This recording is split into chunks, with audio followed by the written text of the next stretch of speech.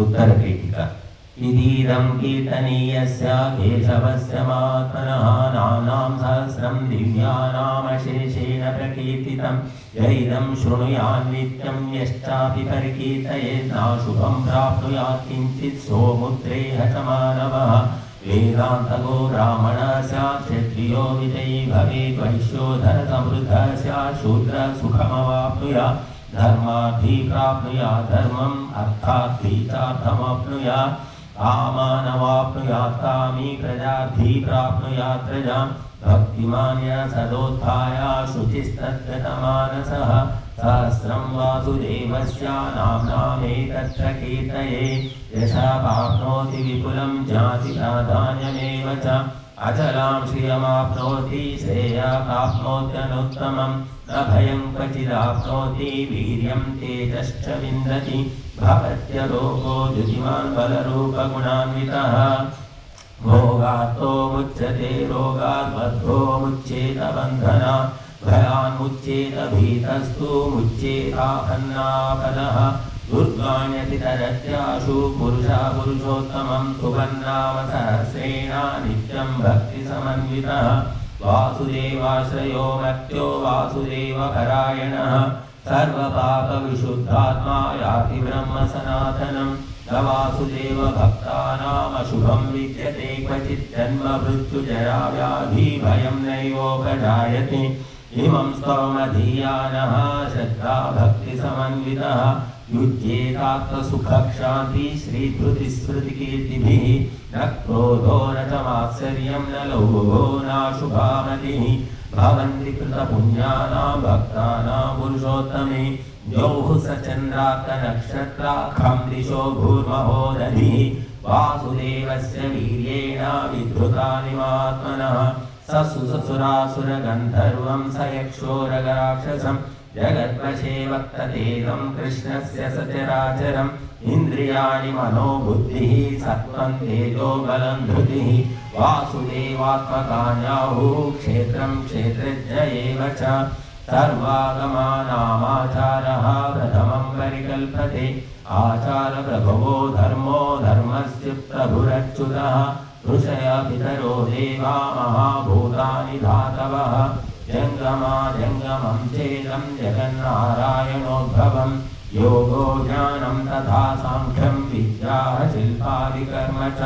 वेदाः शास्त्राणि विज्ञानमेतत् सर्वं जनार्दन एको विष्णुर्वाद्भूतं मृतभूतान्यनेकशः त्रीन् लोकान् व्याप्य भूतात्मा भुङ्क्ते विश्वभुगव्ययः इमं स्तवं भगवतो विष्णोर्व्यासेन कीर्तितं पठेद्या इच्छेत् पुरुषः श्रेयः प्राप्तुं सुखानि च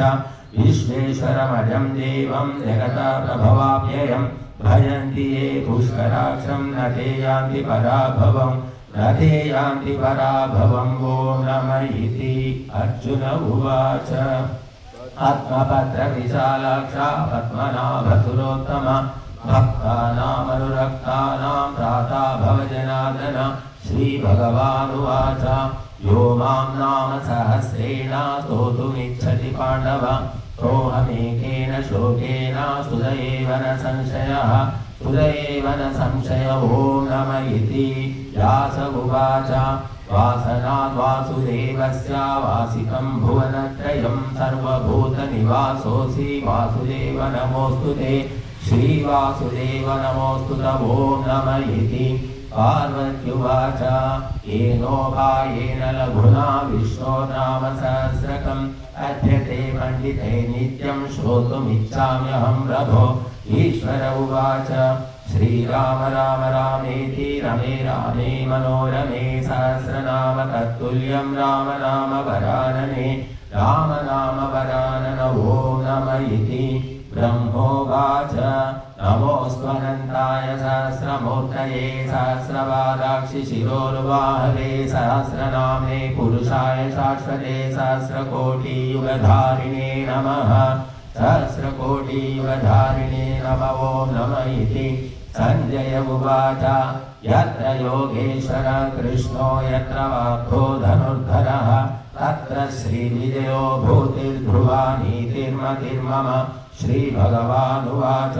अनन्याश्चिन्तयन्तो मां ये जनाः पर्युपासते तेषां नित्याभियुक्तानां योगक्षेमं वहाम्यहम् परित्राणाय साधूनां विनाशाय च दुष्कृतां धर्म संस्थापनार्थाय सम्भवामि युगे युगे आर्ता विषण्णा शिथिलाश्च भीताः घोरेषु च व्याधिषु वर्तमानाः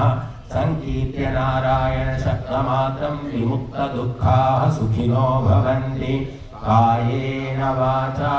मनसेन्द्रियैर्वा बुद्ध्यात्मना वा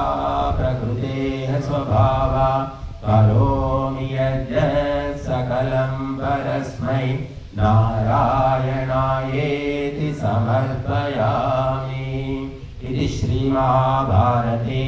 शतसाहस्रिकायां संहितायां वैयासिक्याम् अनुशासनिकपर्वणि श्रीभीष्मयुधिष्ठिरसंवादे श्रीविष्णुसहस्रनामस्तोत्रं सम्पूर्णम्।